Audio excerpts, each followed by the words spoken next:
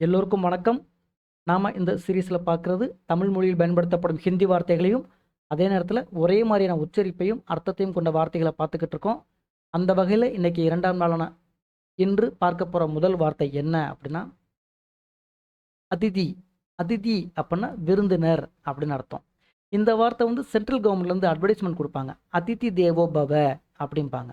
அப்படின்னா வெளிநாட்டினரை வந்து உபசரிங்க, வரவேறுங்க அப்படின்னு அர்த்தம். அதிதி தேவோ பவ. ஸோ அதிதி அப்படின்னா விருந்தினர் அப்படின்னு அர்த்தம். 2ஆம் வார்த்தை பத்னி பிபி அப்படின்னா மனைவின்னு அர்த்தம். தமிழில் வந்து பத்னி அப்படிங்கிற வார்த்தையை யூஸ் பண்ணுவோம். முஸ்லீம்கள் வந்து பிபி அப்படிம்பாங்க. பத்னி பிபி அப்படின்னா மனைவி அப்படின்னு அர்த்தம்.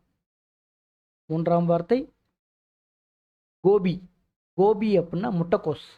கோபி மஞ்சூரியன் கேள்விப்பட்டிருப்பீங்களா? ஸோ கோபி அப்படின்னா முட்டைக்கோஸ்.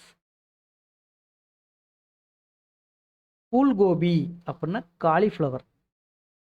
ஃபூல் கோபி அப்படின்னா காலிஃப்ளவர். ஹிந்தியில் வந்து ஃப்ளவர் அப்படின்னா ஃபூல் அப்படின்னு அர்த்தம். ஸோ ஃபூல் கோபி அப்படின்னா காலிஃப்ளவர்.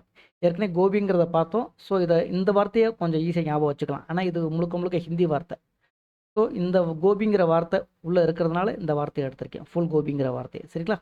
ஸோ ஃபுல் கோபி அப்படின்னா காலிஃப்ளவர். 5ஆம் வார்த்தை சமாச்சார் அப்படின்னா செய்தி. என்ன சமாச்சாரம் அப்படின்னு கேட்போம் இல்லையா?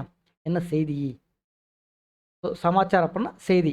நீங்கள் மேலும் தெரிஞ்சுக்கணும், ஹிந்தி கற்றுக்கணும் அப்படின்னு விரும்புனீங்கன்னா மறக்காமல் என்னோட சேனலை சப்ஸ்கிரைப் பண்ணுங்கள், ஃபாலோ பண்ணுங்கள். தேங்க்யூ.